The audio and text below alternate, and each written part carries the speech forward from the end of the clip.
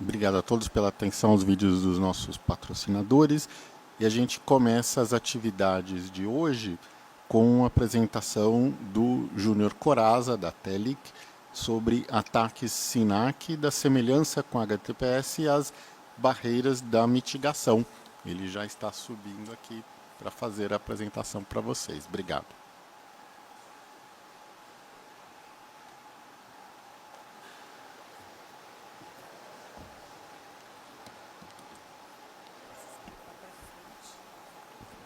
E o laser, né? Tá. Tá bom. Legal. Bom dia a todos. Aqui, na difícil missão de fazer a primeira apresentação do dia, todo mundo talvez ainda meio com sono, talvez todo mundo não tenha chego. Bom, vamos iniciar. A primeira coisa que eu queria dizer aqui é que é muito difícil para nós que trabalhamos com redes e principalmente que trabalhamos com mitigação de ataques DDoS, fazer palestras e fazer apresentações desse nível. Por quê?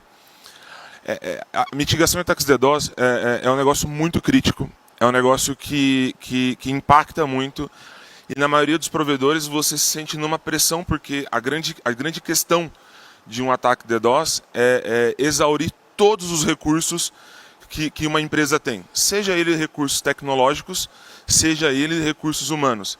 E eu garanto a vocês que os recursos humanos são principalmente afetados primeiro do que os recursos tecnológicos. Então, vamos iniciar aí. Um pouquinho da Telic, nosso portfólio de soluções. Então, nós somos uma empresa especializada em consultoria de redes, suporte técnico N1, N2, N3, especializados em provedores de trânsito e provedores residenciais. Um pouquinho dos nossos números. Então aqui, o nosso maior ataque DDoS, que a gente já mitigou, alcançou quase aí 850 gigabits por segundo.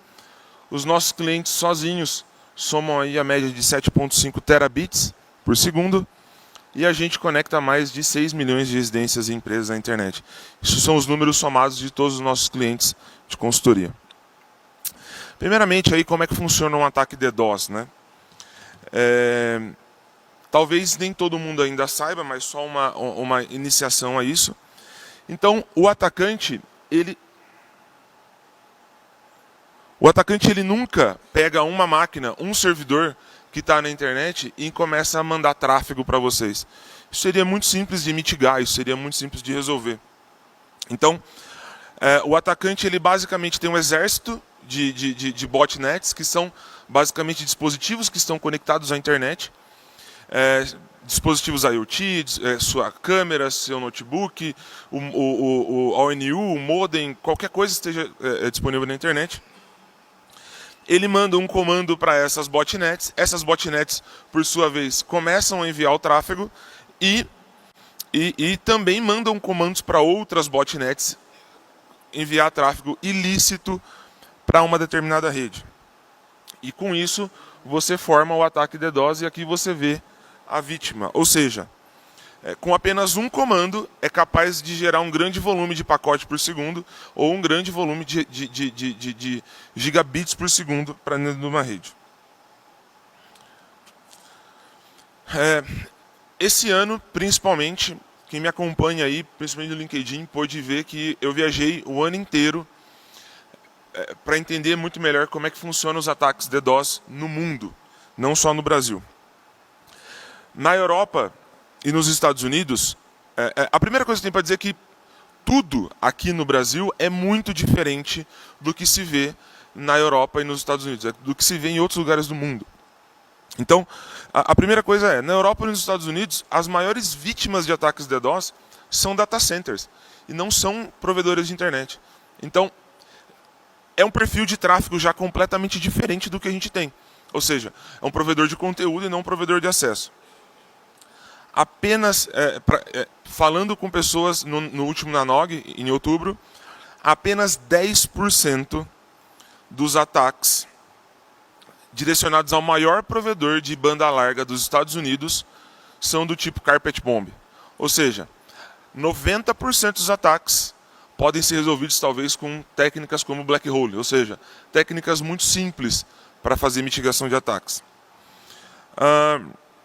No Brasil, já é completamente o contrário. 95% dos ataques são do tipo Carpet Bomb, ou seja, é impossível você mitigar com alguma técnica tipo Black Hole.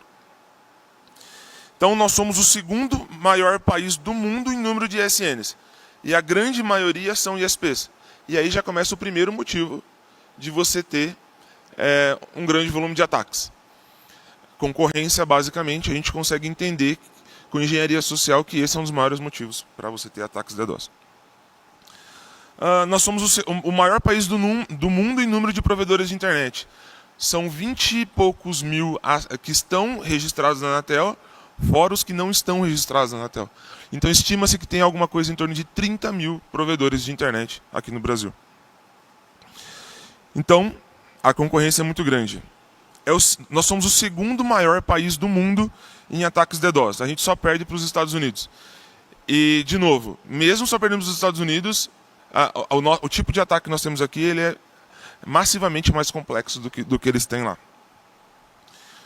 E o Brasil, essa aqui é uma informação muito triste, conversando também com bastante gente, principalmente de operadores Tier 1, eles falaram para mim assim, olha, a porta de provedores brasileiros são as portas onde a gente detecta o maior número de tráfego espufado do mundo. Ou seja, o maior número de spoofing que a gente vê no mundo sai daqui.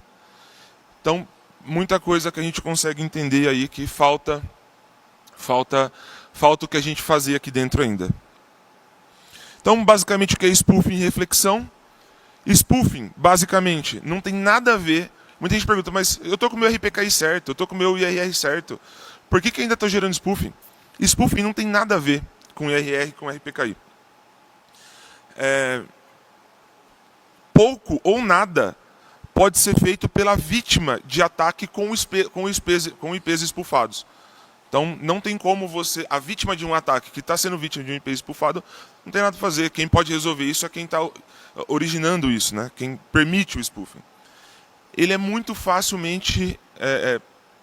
ou seja, a gente pode resolver isso de maneira muito fácil com o RPF ou filtro anti-spoofing. E isso custa muito pouco para os roteadores.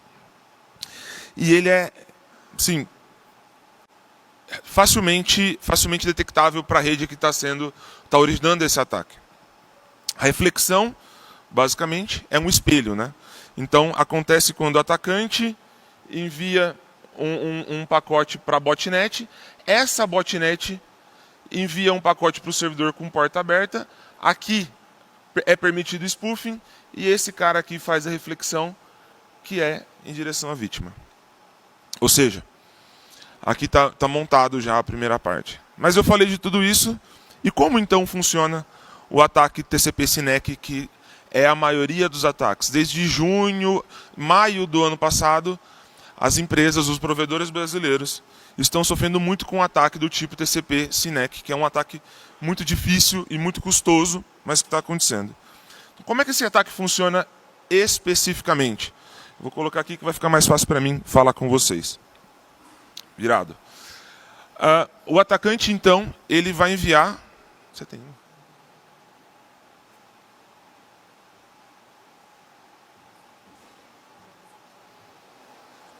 Todo mundo está me ouvindo? Legal, vai ser mais fácil para mim falar aqui. Então, como é que funciona esse primeiro tipo de ataque? O atacante... Está aqui, vou fazer desse lado. O atacante, ele manda então o comando para as botnets dele. Para o exército de botnets dele, ele vai e manda esse comando. Enviando esse comando para a botnet, essas botnets estão participando de uma rede que permite spoofing. Essa rede que permite spoofing envia um pacote TCP com destino, com porta de destino 443, ou seja, vários servidores 443 abertos na internet, forjando o IP de origem como sendo a vítima 3. Então, basicamente, o que acontece? Essa rede, que é a vítima 1, que eu chamo aqui de vítima 1, ela origina um pacote com destino à porta 443, só que ela forja o IP de origem desse ataque, como sendo o IP dos blocos da vítima 3. O que acontece? Esse ataque, esse pacote é feito para qualquer servidor, qualquer endereço na web que esteja aberto e escutando na porta 443. E a gente tem milhões, bilhões de servidores que estão com essa porta aberta. A vítima 2, ela recebe o pacote SYN e devolve o SYN-ECK, mas ela não devolve para a vítima 1, porque ela, no pacote que chegou, o IP de destino é a vítima 3. O IP que chegou esse pacote para ela é a vítima 3. Então ela tem que devolver esse pacote para a vítima 3. O que acontece? Todos esses pacotes com SYN voltam aqui para a vítima 3 com a flag SYN mais ACK. A vítima 3 não reconhece esse ataque, não reconhece esse pacote SYN-ACK. Dentro da conexão do three-way handshake, ela não vai conhecer esse ataque. Então, basicamente, como a vítima 3 não responde isso daqui, a vítima 2 envia ainda um pacote com a flag reset para a vítima 3, que acaba aumentando mais ainda o volume desse ataque. E isso daqui ocorre de maneira muito simples na internet, porque basta o atacante gerar uma requisição HTTPS para qualquer servidor da internet forjando o IP e vem para cá. Ou seja, nós estamos falando aqui do ataque que é mais simples de ser feito, que existe na face da Terra, porque tem muitos pacotes aí e muito difícil de ser mitigado. Então a estratégia do atacante basicamente é enviar uma quantidade de pacotes SYN para o máximo de servidores com a porta 443 aberta. Ele escolhe a maior quantidade de servidores com a porta 443 aberta, só que essa quantidade ela não pode ser tão grande a ponto da vítima 2 entender que esse ataque é um SYN, que esses pacotes são um SYN flood, e entender como um ataque de SYN flood direcionado a ela e mitigar, porque daí ele perde força para o ataque que vai chegar até a vítima. Só que essa quantidade de pacote ela também não pode ser tão pequena a ponto de não impactar a vítima. Por isso ele usa o máximo de servidores com a porta 43 aberta. O efeito do reset que vem para efetivar mais ainda o ataque, com isso é possível gerar o maior número de PPS possível. E a gente tem aqui um dos ataques mais poderosos contra ISP. E esse daqui é um gráfico nosso que chegou um volume de ataques de 462 milhões de pacotes por segundo. Num tráfego de internet normal, a gente consegue 8 gigabits por segundo, você tem 1 milhão de pacotes. Isso daqui não gerou 250 gigas, porque é muito pequeno o pacote, são muitos pacotes de pacotes muito pequenos. Aqui você pode ver que você toma ataque de onde vem, de onde queiram. Então, aqui são IPs de nossos flows, ou seja, nós estamos falando da Limelight, nós estamos falando da Amazon, da Akamai, do Facebook, da Cloudflare e, inclusive, do BNDES, ou seja, sites abertos na internet. Basta ter uma porta 443 aberta na internet, o atacante não mandar pacotes a ponto de bloquear isso e o ataque está feito. Então, de onde é que esse ataque vem? 33% vem do Brasil, 32% vem dos Estados Unidos. Aí, China, nós temos 5%, Rússia, 5%, Ucrânia, 6% e 15% vem de outros países. Além dos efeitos negativos de qualquer ataque, nós temos mais um efeito negativo nesse ataque, que é a vítima 2, muitas vezes, ela reconhece o SYN flood. Dropa, ou seja, faz um descarte de todo o teu IP para lá e você recebe esse tipo de mensagem aqui, ó. Fulano, você está enviando para nós um ataque. Só que, na verdade, você não está enviando. Esse tráfego foi espufado de outro lugar e acabou impactando vocês aí de alguma forma. Ou seja, são vários tipos de efeitos colaterais que esse ataque traz. E esse efeito colateral ele é muito ruim, porque nesse caso aqui, esses servidores, eles simplesmente descartam todo o tráfego que vem daquele ASN.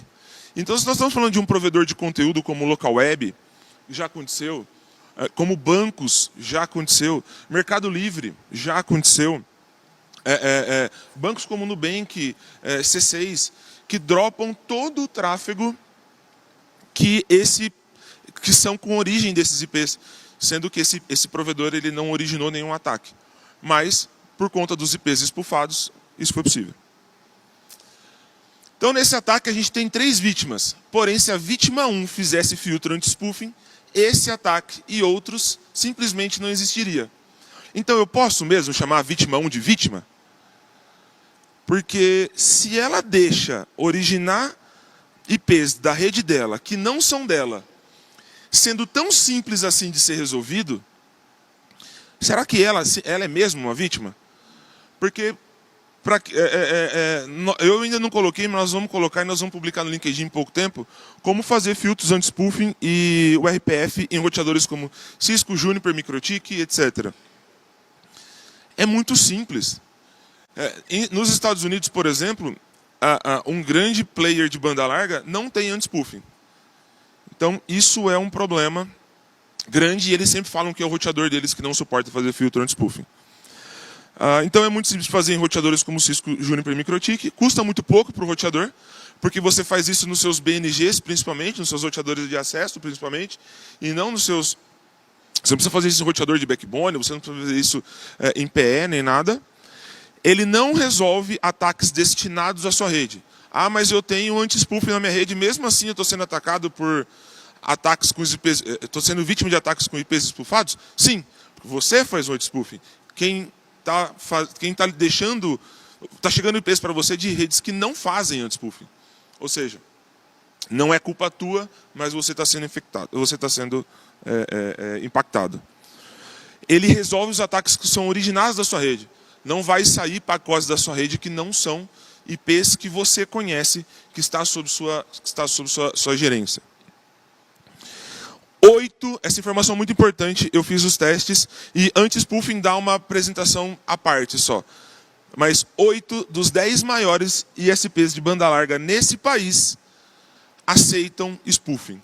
Você pode gerar um pacote com 8.8.8 e fazer um ping para algum lugar e fazer uma captura de pacote nesse outro lugar e você vai ver o 8.8.8 pingando esse IP. Ou seja, aqui no Brasil, essa informação confirma com o que nós falamos lá com o que eu falei antes. Ou seja, os maiores, o maior tráfego, um dos maiores tráfegos de spoofing do mundo está aqui. As pessoas que estão nessa sala convivem com esse problema todo dia e por isso que ele tem que ser feito. Mas ele tem feito por todo mundo aqui? Possivelmente sim. Mas e para os maiores? Para os maiores ASNs de banda larga, principalmente, que estão nas grandes capitais, nos grandes centros, eles não estão fazendo anti-spoofing. A gente fez o teste. Quais equipamentos sofrem com esse tipo de ataque? Muita gente fala assim, mas eu tenho Huawei e eu tenho A10 e eu estou sofrendo com esse tipo de ataque. Então, principalmente, todos os soft routers, qualquer CGNAT que não tenha aceleração por hardware, A10, a maioria das caixas que são compradas, não só A10, estou colocando A10, não é uma caixa ruim, pelo amor de Deus, é uma caixa muito boa. Mas são 120, 130 milhões de pacotes.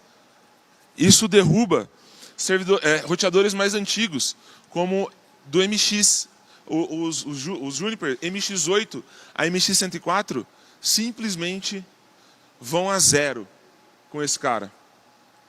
Bom, nem preciso dizer, qualquer MikroTik também vai a zero com esse tipo de ataque. Qualquer switch menor atuando em camada 3, então se você tem switch muito antigo que está atuando em camada 3, fazendo forward de pacotes em L3, sofre também com esse tipo de ataque. E caixas de mitigação mais antigas não suportam também. Como sofrer menos com esse ataque?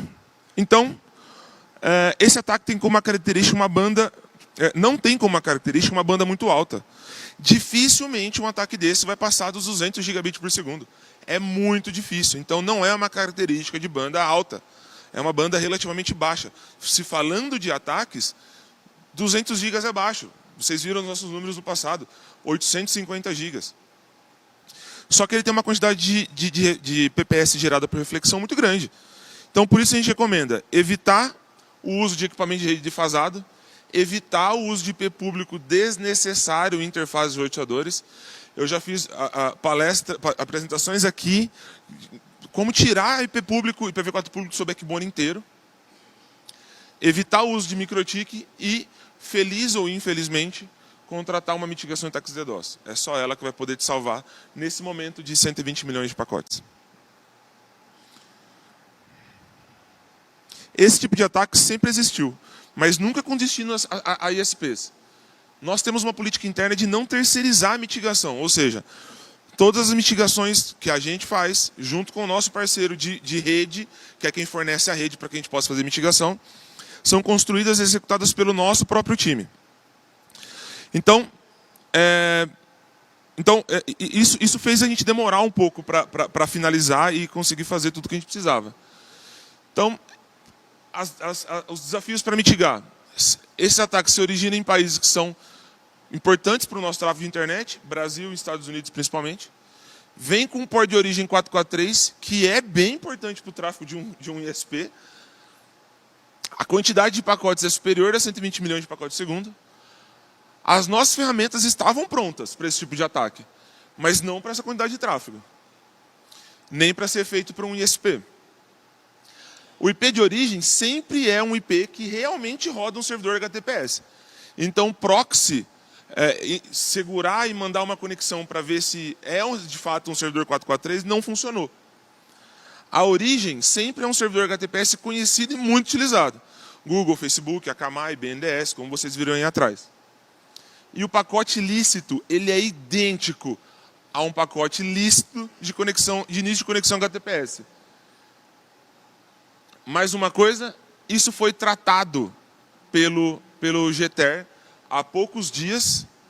Então você pode ver aqui, ó, que nesse cara nós tivemos CPS da Nokia com porta 443 aberta fazendo esse tipo de ataque. CPS Nokia com porta 443 aberta. Ou seja, quantos mil assinantes não tem com essa porta 443 aberta, possivelmente refletindo para a internet? Ou seja, aqui um pequeno ajuste já resolveria talvez o problema.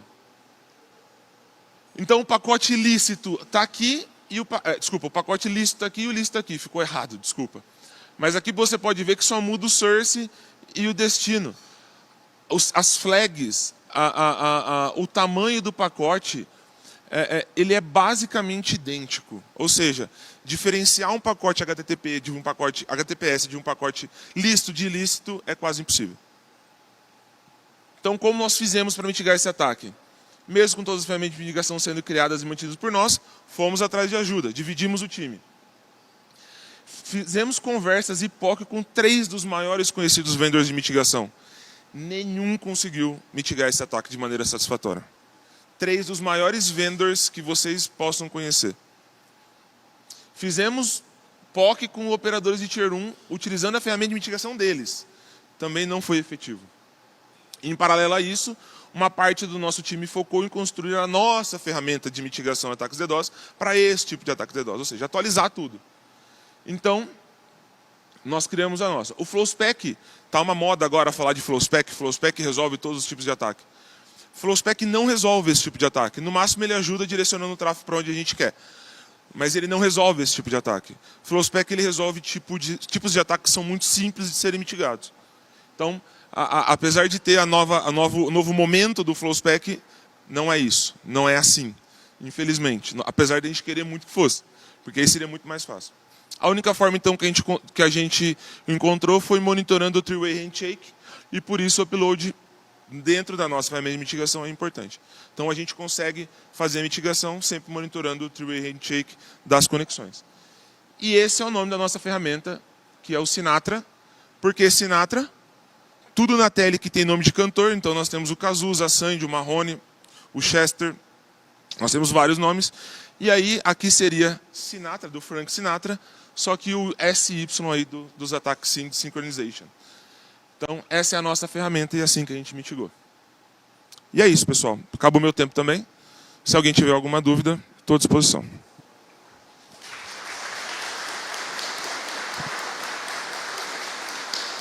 Deixa eu ver se vai ter.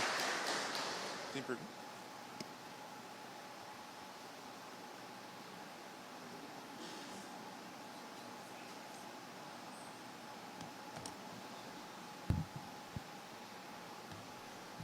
Olá. Capacidade. A pergunta na verdade não é uma pergunta, é um reforço e é uma crítica bem dura, aonde até quando o indivíduo que é vítima, que está com o seu a suposta primeira vítima, que está com seus servidores webs abertos, é vítima mesmo. Porque se o cara não... Primeiro de tudo, um caso que a gente teve citado dentro da lista da GTER, o cara não responder contato de abuso, na minha opinião, devia iniciar um processo de avaliação para devolução dos recursos numéricos. Porque se o cara não responde contato de abuso, ele está ferindo as políticas da atribuição dos recursos do LACNIC. Então, na minha opinião, isso não é ser vítima. Tá? Outra coisa é, se o cara não está monitorando a própria rede, ele também, independente de ser espufado ou não espufado, se tem uma anomalia acontecendo na própria rede dele, ele não toma atitudes, também ele está sendo complacente com o problema que está acontecendo. Então, eu acho que esse é um aspecto que a gente deveria escalar no NIR, no gestor de números aqui do Brasil, e também LACNIC. Botar sanções para que as pessoas... O cara não respondeu o contato de abuso, cara. Isso é inconcebível. Tá errado e o cara devia ser penalizado por isso. Eu não queria saber a sua opinião a respeito disso. Eu não preciso nem dizer o quão a favor eu sou disso, e é o que eu disse ali no início. Ou seja, será que a vítima 1 é uma vítima mesmo? Ou até que ponto nós podemos chamá-la de vítima? É claro que sanções duras precisam ser aplicadas a quem não responde contato de abuso ou a quem não monitora a rede. Mas nós estamos falando de 8 dos 10 maiores ASNs de banda larga do Brasil. Então, o trabalho a ser feito é muito grande. E será que vão pegar IPs desses caras que são muito grandes? Essa é a dúvida que fica. Será que eles respondem abuso sendo tão grandes assim? Essa é outra dúvida que fica.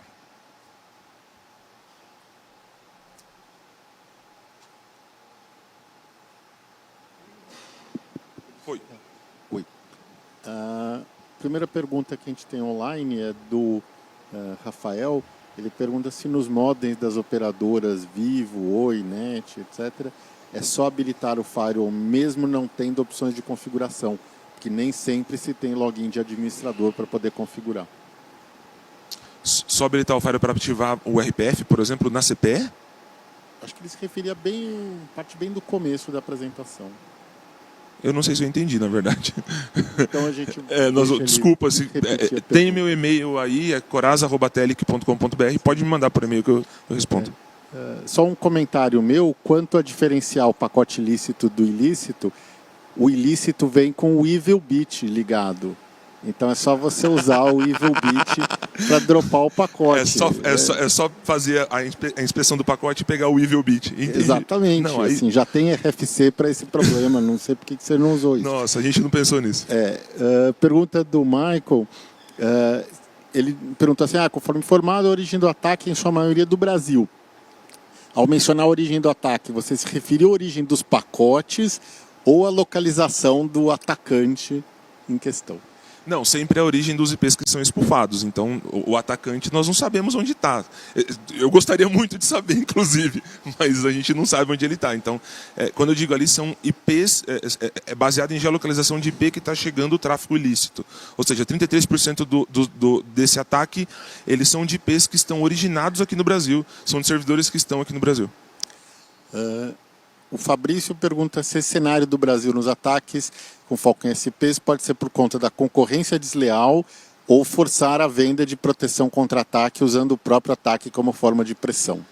Todo mundo tem essa pergunta e todo mundo tem essa dúvida. Quem sou eu para falar se sim ou se não? Eu já disse isso em alguns podcasts e digo isso de novo. As pessoas que vendem mitigação não são os bad guys, eles são os caras bonzinhos. A gente tem que proteger a internet. Eu não acredito que seja feita por pessoas que vendem mitigação de ataques DDoS. Na nossa, eu tenho certeza que isso não é feito.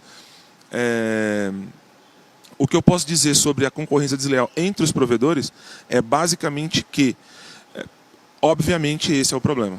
Obviamente, esse é o problema. Só fazer uma complementação a respeito do caso que foi comentado da vítima 1 e os ataques de spoofing. Uma outra, e aí já é uma questão de colaboração, já não existe políticas e nem normativas que obriguem isso.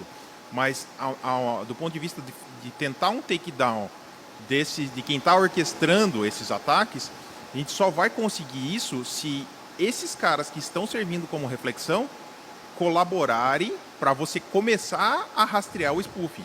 Mas se eles não conhecem nem quem sai da rede, quem dirá quem entra na rede? Pois esse um ponto, é justamente isso. Porque você só vai conseguir, por mais que isso chegue spoofado, você vai conseguir saber de que interface veio. Se é do IX, você pega o MAC. Se é do IX, você pega o MAC. Mas esses caras não respondem contato de abuso, como é que eles vão colaborar com esse tipo de coisa? Eu estou 100% com você. E aí entra um aspecto dos honeypots para esse tipo de você deixar um honeypot para tentar usar o honeypot como algum mecanismo de rastreamento, né? Valeu, Douglas. Pergunta agora é do Robert. Que métricas específicas devem ser monitoradas para identificar rapidamente um ataque com alta quantidade de pacotes por segundo? Você precisa ter um flow muito bom na sua rede, não um flow muito bom, mas um flow muito bem configurado, e isso pode ser feito com flows que são free, como o Kibana com Elasticflow. Existem ferramentas que a gente utiliza e recomenda, que é o OnGuard, mas existem outras ferramentas de empresas aqui do Brasil que são tão boas quanto. Então você configura uma threshold que, cara, se 1/24 da sua rede tem mais de 1,5 milhão de pacotes por segundo, e você não conhece isso no passado, olhando o histórico da sua rede, é claro que isso é um ataque. Pergunta do Atenágoras, ele cita que algumas das grandes empresas de banda larga fazem parte do PRISM, que é um programa grande de cibervigilância dos Estados Unidos. Se não seria essa a causa para essas empresas facilitarem esses ataques? Mas eu estou falando de empresas do Brasil que deixam o spoof passar. No Brasil nós não temos isso. Então, tanto que as Tier 1 falaram o que para mim? Cara, no Brasil é onde origina ataques. Então, essa iniciativa nos Estados Unidos pode ter funcionado. Seria interessante se tivéssemos isso aqui no Brasil também. Para que funcione aqui para o Brasil e que a gente deixe de fazer spoofing. Então, é isso. Obrigado, pessoal. Vamos agradecer o Coraza. Eu que agradeço. Obrigado a todos, pessoal.